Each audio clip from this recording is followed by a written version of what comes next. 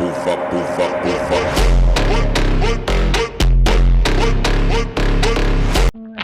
আলাইকুম গাইস, আপনারা আমার মতনই ফ্রিজার অ্যাপ নামিয়ে একটা কাম করে ফেলছেন। কারণ এটা যেতেই দেন, কারণ এই যে ফ্রিজার অ্যাপ আপনার এখানে যেতেই টিপ দেন ডিলিট হতে চায় না।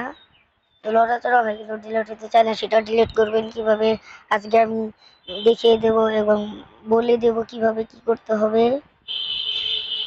তো আবার নতুন একটা এপিসোড নিয়ে এসে বললাম।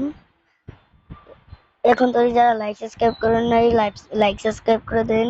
তো বেশি কথা না বলে ভিডিও শুরু করা যাক।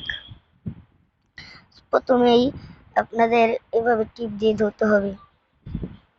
তারপরে যে এখানে যে দেখাই, তারপরে যে এই অপশনে ক্লিক দিবেন সেটিংস।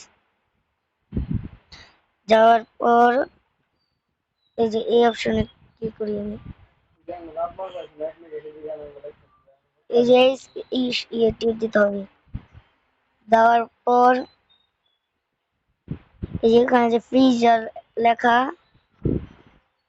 এই যে ফ্রিজার লেখা এখানে ক্লিক করবেন। তারপর আপনারা হয়ে যাবেন, তাহলে আপনাদের ফ্রিজার অ্যাপ ডিলিট হয়ে যাবে। আপনাদের অনেক দরকার, কারণ আপনাদের মোবাইল থেকে ফ্রিজার অ্যাপ ডিলিট হয় না।